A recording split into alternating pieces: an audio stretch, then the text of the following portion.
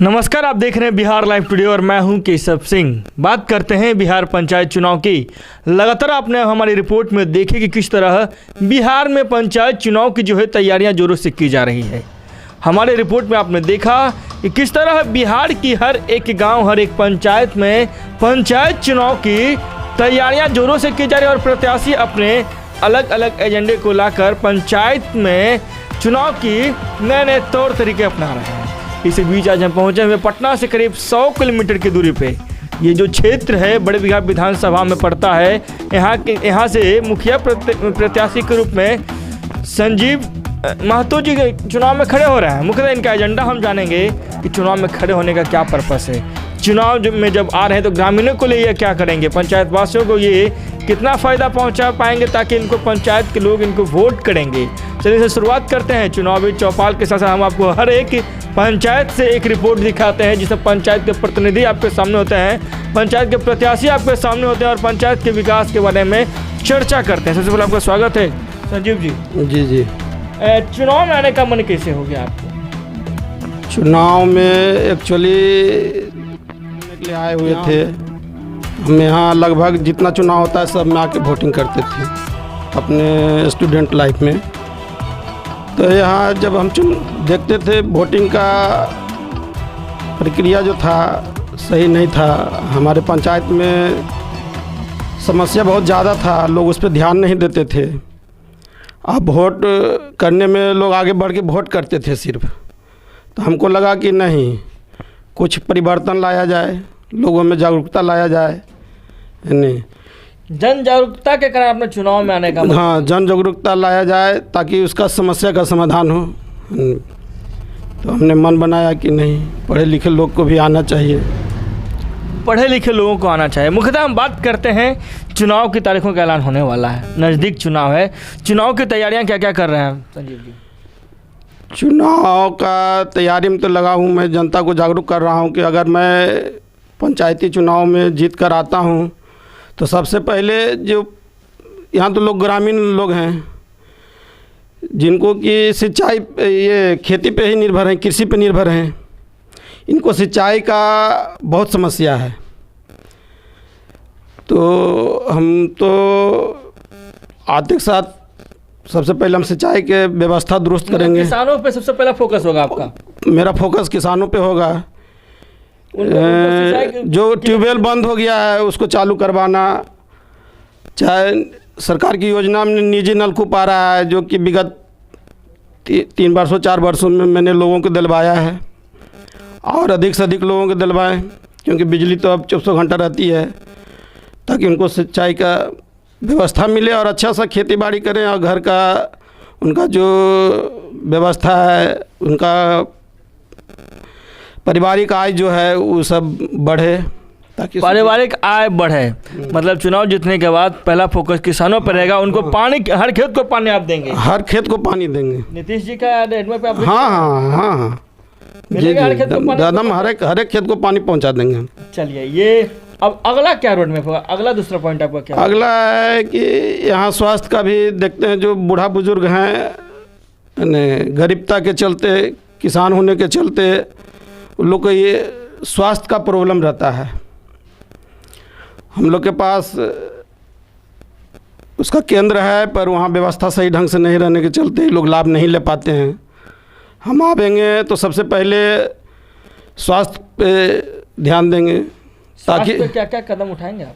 स्वास्थ्य वहाँ व्यवस्था करवाएंगे, व्यवस्था हाँ हाँ, दवाई का जो नर्स लोग आती है रेगुलर उसका आने की व्यवस्था करवाएंगे। मतलब पंचायत के लोग पंचायत में रहे, बाहर नहीं जाए, बाहर नहीं जाए। ये रोड स्वास्थ्य के लिए, स्वास्थ्य के लिए आपका रोड मैप होगा।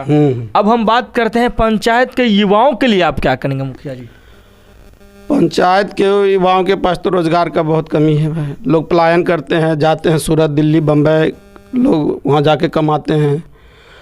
मगर हम तो लोगों को समझाते हैं कि पढ़ाई पे ज़्यादा ध्यान दो, उसका व्यवस्था करेंगे, पुस्तकालय की व्यवस्था करेंगे, पुस्तकालय का निर्माण करवाइएगा। हाँ हाँ, और कोशिश करेंगे कि यहाँ उसको अच्छा कोचिंग मिले। कोचिंग की व्यवस्था के लिए भी हम प्लान बनाए हुए हैं। अच्छा टीचर रखेंगे ताकि लोग ने उसको पढ़ा लिखा के बढ़िया से तैयारी करवा के चलिए, आपने जो जॉब की ओर जाएं, अपना रोजगार लें। आत्मनिर्भर बनाने के लिए आपका कदम होगा। हाँ हाँ, आत्मनिर्भर के लिए मेरा ये कदम आपका होगा। चलिए, आप ये चीज़ बता दिए। अब बात करते हैं पंचायत की महिलाओं की आधी आबादी होती है। अगर उनका वोट मिल गया मुखिया जी, तो कहीं ना कहीं वो आपको चुनाव निकालने में बहुत बड़ा योगदान देंगे। उनके लिए आप क्या कीजिएगा? देखिए, उनके लिए तो सरकार जीविका एक NGO चला रही है, तो उस पर मेरा ज़्यादा फोकस रहे कि ज़्यादा से ज़्यादा महिला उससे जुड़ें और अधिक से अधिक लोग लाभ लें। उसके तहत बहुत सारी चीज़ मिलते हैं, मगर यहाँ के महिला लोग हैं जो अभी तक लाभ नहीं ले पाती हैं। बहुत से लोग जुड़े हुए हैं जो लाभ लेती है, पर रोज़गार संबंधित कोई ऐसा अभी हम नहीं देखें कि लाभ ले रही है। हम आवेंगे तो जीविका का और विस्तारित करेंगे। उनको रोजगार के लिए और छोटे छोटे रोजगार में बढ़ावा मिलेगा आपको पंचायत में? हाँ, उनको बढ़ावा मिलेगा, चलिए व्यवस्था देंगे। अच्छा मुखिया जी, अब हम आपके पंचायत की समस्याओं के बारे में चर्चा करेंगे। मुख्यतः 5 समस्या बताइए जो अभी आपके पंचायत में बीते 5 सालों में उस पर कुछ काम ही नहीं हुआ। मुख्यतः तो आप जिस सड़क से आए होंगे देखे होंगे, वो विगत 7 वर्षों 8 वर्षों से बड़ा जर्जर स्थिति में आ गया है। तो वो रोड क्यों नहीं बन पाता है आपका? अब जो प्रतिनिधि हैं, हम लोग भाई तो प्रतिनिधि तो हैं नहीं, हम तो भाई उम्मीदवार हैं। हमारा तो नहीं विधायक सुनते हैं, नहीं कहीं और जो प्रतिनिधि हैं उनका सुनेगा, मुखिया का सुनेगा। वो लोग नहीं ध्यान दिए इस पर कि हमारी जनता को प्रॉब्लम हो रहा है सड़क से आने जाने में। सड़कों की समस्या बड़ी है आपकी। हाँ। दूसरी समस्या तो बताए, स्वास्थ्य का है, शिक्षा का है, किसानों का पानी के लिए है। इस सब पे मेरा फोकस रहेगा। अच्छा, नली गली का निर्माण हुआ है मुखिया जी आपके पंचायत में सही से? नली का निर्माण तो हम लोग के गांव में विगत वर्षों से हुआ है। उसमें क्या क्या अभी और दिक्कत बचा हुआ है? अब उसका ढकने का काम हो रहा है, अच्छी तरह से ढक देंगे जो भी बचा कुचा है। भ्रष्टाचार के बारे में बताइएगा। भ्रष्टाचार को बढ़ावा दीजिएगा या फिर कम करेंगे? कैसा भ्रष्टाचार का सिस्टम है आपको पंचायत में? भ्रष्टाचार का तो सिस्टम है ही। क्या हम तो चाहेंगे कि नहीं रहे, खत्म कीजिएगा। खत्म करेंगे या फिर अभी कमीशन में भी जाइए? नहीं, उसका एजेंडा उसी एजेंडा को लेकर तो हम आ रहे हैं। अच्छा, चुनाव आ रहा है मुखिया जी, चुनाव में लोग दारू मुर्गा पे भी लोग वोट खरीदते हैं। क्या आप लोग भी ये सब काम करेंगे? भाई हम तो पिछले चुनाव भी लड़े हैं, उसमें दारू मुर्गा नहीं बांटे, इसीलिए हम पिछड़ गए। और लोगों को जागरूक किया है इस बार कि देखिए, आप अपना वोट की कीमत को समझिए। लोग समझ रहे हैं कि एक बार दरुआ पिला दे है, आप 5 साल तक हमरा नोचते रहे, हमार कम्मा नहीं करे है। तो इस तरह के लोग में जागरूकता आया है। हाँ, इस बार हमको नहीं लगता है कि दारू मुर्गा साड़ी पे वोट हो। परिवर्तन लगता है? परिवर्तन निश्चित है। हाँ, लोग तरस आ गए हैं यहाँ की जनता। परिवर्तन निश्चित आप बोल रहे हैं? कॉन्फिडेंस लेवल कैसा? हाँ, परिवर्तन निश्चित है। हम रोज जनता से मिल रहे हैं। अच्छा, आखिरी बात पूछना चाहेंगे आपसे, चुनाव की तैयारियां क्या क्या आप कर रहे हैं अभी?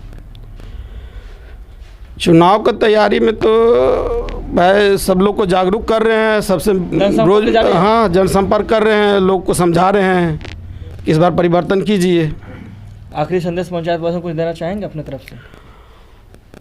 हम तो भाई पंचायत वासियों को यही कहेंगे कि भाई जात पात से ऊपर उठकर वोटिंग करें। यहाँ लोग जात पात पे वोट करते हैं। कैंडिडेट के छवि देखें, जात पात से ऊपर उठकर बात करें। ये हमारे साथ थे संजीव महतो।